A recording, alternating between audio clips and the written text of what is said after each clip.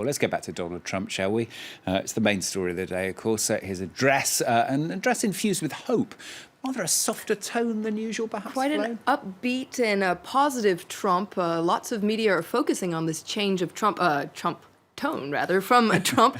You can see here Politico talking about how Trump really decided to hit the reset button, according to Politico, for 60 minutes and 14 seconds, because that's how long that speech lasted. Trump abandoned the dark rhetoric and narrow vision that he's usually had and offered an aspirational message. It was the most unifying moment of his divisive and chaotic first days in office. You can see here, even the New York Times, which is usually quite a harsh critic of Donald Trump, they're saying this was a very optimistic address coming from the president. Not everyone is buying this new optimistic and hopeful Trump, though. Of course, some people are going to be quite critical of Trump. Let's take a look at this article from The Hill, which is a nonpartisan paper coming out of Washington. Don't be fooled by optimistic Trump. As optimistic as he was yesterday, it's still very much the same Trump.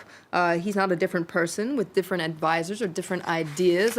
This article has a funny paragraph at one point where they say a sudden optimistic turn from Donald Trump should only satisfy the sort of person who, if being stabbed in the ribs, would feel a lot better if their assailant were belting out happy show tunes. Optimism doesn't change a single thing, according to The Hill.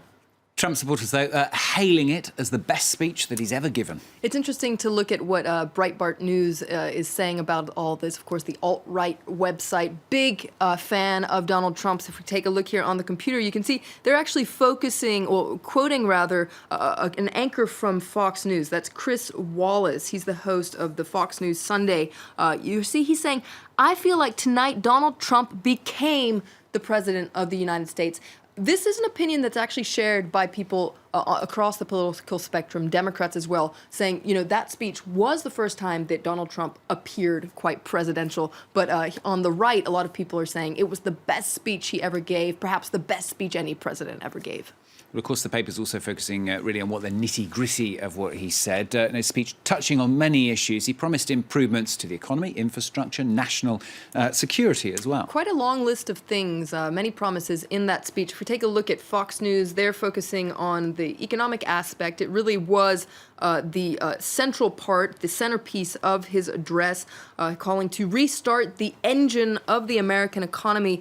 Some other papers, though, are less thrilled or not quite buying all those promises. You can see here, this is the editorial of the New York Times today, saying, echoing a lot of what your guest was saying, Stephen, that the president offered a lot of gauzy promises, but no real ideas of how to pay for them. So this is visions of Trumptopia, this utopia that Donald Trump is trying to sell. And let's take a look at this article as well in the Washington Post. Very interesting article. They're focusing on the winners and the losers of that speech. Big winner, no surprise, Donald Trump himself. But the big loser, and this is really interesting in this article, they're saying the big losers are people who are rooting for Trump's imminent demise. He's not going anywhere, folks. And that speech suggested that he might have more of an upside than anyone thought. So that kind of echoes what I was saying earlier.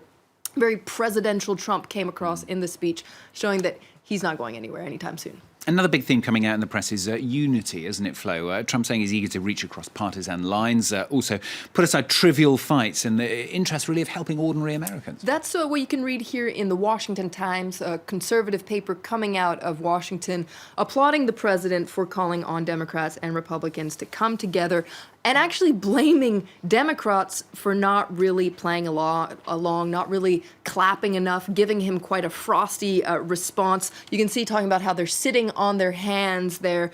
Forget about any end to partisanship anytime soon, according to the Washington Times. You can see that photo there, a very interesting photo with all those women in white. Those were, of course, women Democrat members of Congress decided to wear white in honor of women's suffrage. Nancy Pelosi, you can see, tweeted a photo earlier showing these women in white as well. Nancy Pelosi, the former House Minority Leader, saying that tonight we're wearing white in support of women's rights in spite of POTUS, so the President of the United States, who doesn't.